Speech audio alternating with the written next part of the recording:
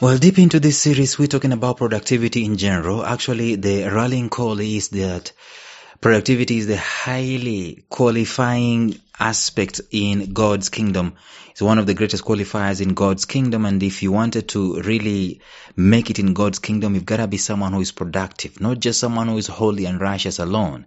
Those ones have their place, and those ones, I feel like they're just the foundation upon which we can build our productivity on, because we were called to be fruitful, to multiply, to fill the earth, and to subdue it. And that doesn't mean productivity in terms of giving birth. That command doesn't even need to be given. You know how to give birth, all of you who are listening. You don't have to be instructed or to be commanded. The instruction is already hardwired inside of you. You just know what to do and when and how. Right? So the command of productivity was for other things, making things happen, making this world a better place, increasing, multiplying, being good stewards, and so on, creating ideas, using potential inside of ourselves, and potential in the environment itself that we are in, the earth, and so on and so forth. And we've done quite a bit of that. And yet, it is one of the highest calling in the kingdom of God. Today, I want us to look at two more pillars of productivity, so stay tuned.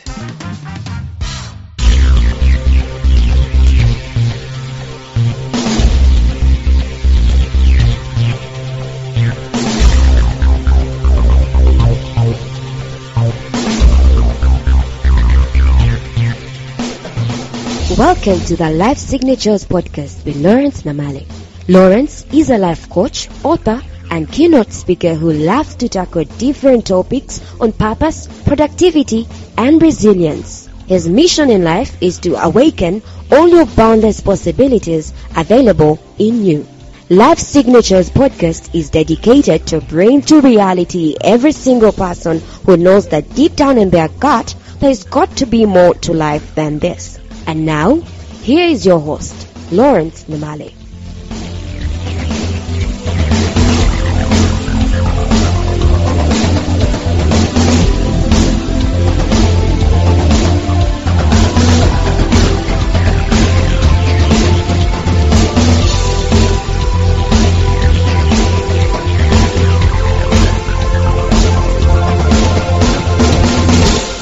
Life Signatures episodes are brought to you by AfricanBooks.com, which is an online ebook platform that seeks to broadcast the African Christian voice to the world. As such, they have become a hub for African content, connecting African writers and publishers with a global reading audience. Publishing your books on their site is free and easy, with authors having full control over their content and the price they choose to sell at it. I was personally blown away by the concept that AfricanBooks.com is coming up with. Things like no content from their site or their app is going to be run on laptops so that people can easily copy. In other words, your content as a writer is restricted from digital multiplication or digital copying. So you remain intact with your information. And the other concept that I got so blown away with was the fact that in some time to come, in due course, AfricanBooks.com will be starting to announce African Writer of the Year. In other words, there will be competitions in all African countries to figure out who is the best published author.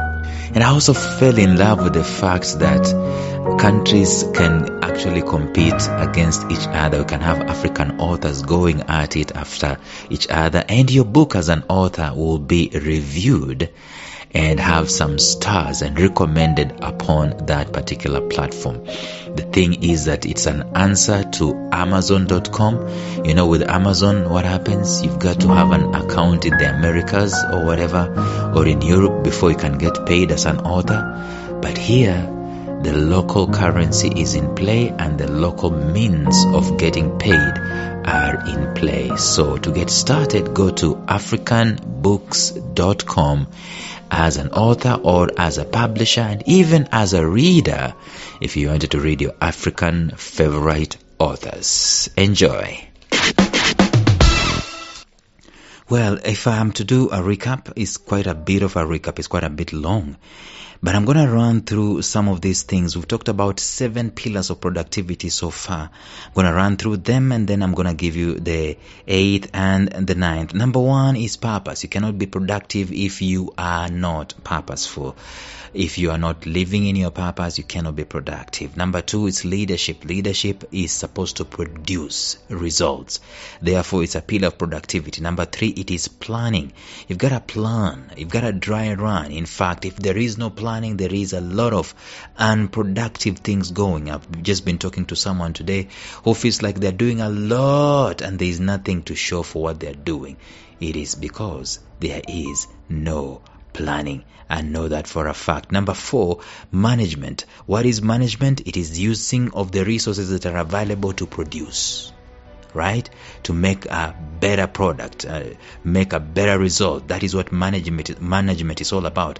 The biggest, most successful companies have very great managers or very great management techniques and so on. Number 5, the pillar of productivity is competence. You've got to have the skills, the capacity to do it, the gifts and the talents to do it. Otherwise, you will not be productive. Number 6, you've got to be in the right environment. Provide the right physical, ergonomical, social, even purpose environment so that you can be able to be productive. There's no point of fish being outside of water. Water is the correct environment for fish to produce. The air is the correct environment for the birds of the air to produce. The soil is the correct environment for seeds to produce, and you know what I'm talking about. So even you as a human being, you've got to be in the right environment for your gifts and for your talents and for your purpose and for your passion to materialize. The 7th pillar of productivity we talked about is technology, and you know that technology doesn't replace your purpose, it doesn't replace your work. It is only an enabler of what you are already doing. So don't look at technology as if when you deploy technology you don't need to work. You've got to work, you've got to be productive, but technology enables you to even be better and faster. Today let us look at 2 more pillars. Number 8 is the pillar of health. This is important because you cannot be productive when you are dead.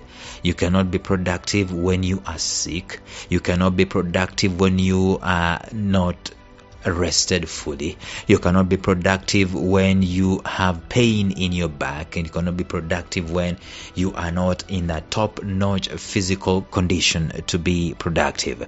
So the person who is competent and healthy is much more productive than the one who is competent and ill.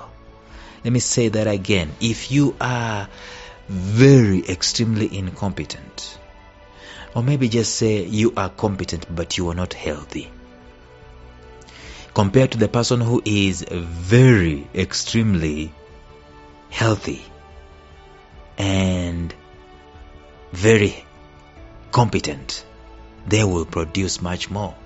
The person who is going to produce much more is the one who is competent as well as healthy. The one who is competent but sick is not going to produce. The person who is competent, who has technology, who is in the right environment, who has management, who has planning, who has leadership, who has purpose, but is ill, bedridden, they will not be productive. So health becomes one of the, if not one of the strongest pillar of productivity. In fact, there is no any other pillar of productivity if health is not there. All these other pillars, they hinge on your perfect health, your good health. Therefore, ladies and gentlemen, it is important to sleep at the correct time, to wake at the correct time, to eat the right kinds of food, to do exercises, to drink a lot of water, to visit your physician every now and then, so just to make sure that all things are working out well.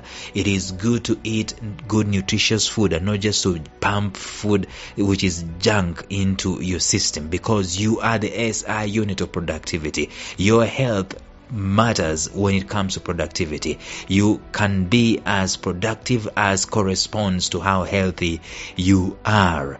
Otherwise, you can forget it. You can kiss productivity goodbye. Physical, mental, emotional, spiritual health. They are great pillars of productivity. And that's why it's important to mention all of them. Sometimes when we talk about health, people normally just think it's physical health alone. No, there is also the mental health, there is the emotional health, there is the spiritual health. If you can have these things balanced, I tell you, you're one of the most productive people this world has ever seen. Now, the 9th pillar of productivity, even as we come to a close of today's episode, is what I call clarity. Clarity is the 9th pillar of productivity. Even after purpose has been downloaded, there still is a great need or a great level for us to be absolutely clear and sharp on what, on who, on when, on where, on what time. All these moving parts that are involved in the project, we need to have clarity about them. Today there was a guy that I was arguing with, okay, not necessarily arguing, he was so much verbose, saying that there is no need for me to read books and so on. I was selling some of my books to some people in the office, and he said there is no need for me to read books. The only thing I need to do is to take action. And I was like, yeah, it is important to take action, but you can take action that is wrong. What you need to have is clarity. There are two, and I told him you can summarize success in 2 things, just 2 major things. Number 1, clarity, and then number 2, authenticity. In other words, you get clear on what needs to be done first before you can be able to do it. Otherwise, you find that you're climbing the corporate ladder, and when you get to the top, you notice that it is leaning on the wrong wall. If you spent 15 years, 25 years climbing the so-called corporate ladder, leaning on the wrong wall. So clarity is important. Why? Because for you to be effective, you've got to do the right things. Remember what Peter Drucker said? He said, efficiency is doing things well. Effectiveness is doing the right things. You start with the right things. You remember the Pareto principle, 20% of the things that we do can contribute to 80% of the results. You cannot operate in the Pareto principle if you do not have clarity. This is what they say, less is more. You cannot find what that less is if you are not clear.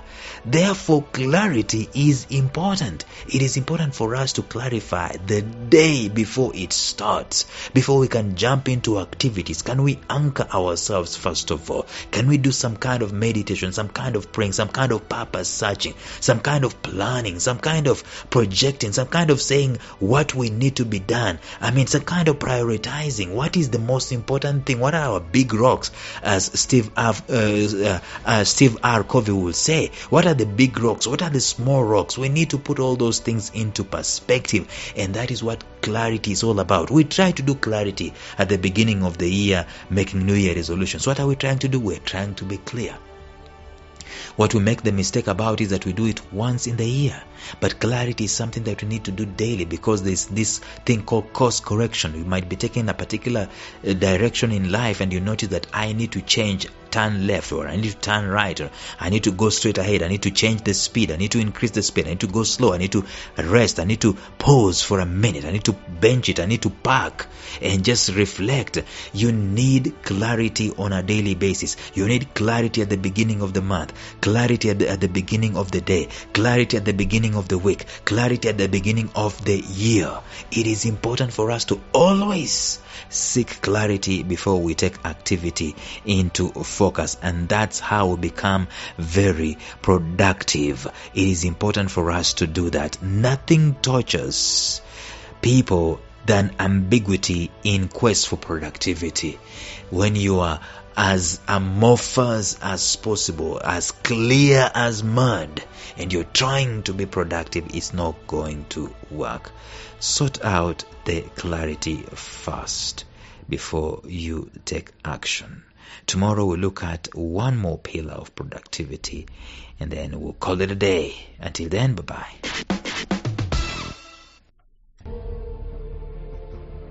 Thank you for listening to Life Signatures Radio. If you enjoyed today's show, subscribe to Life Signatures Radio on iTunes, Stitcher, or visit our website at lifesignatures.libsyn.com. Life Signatures Radio, fresh, clean, and inspiring.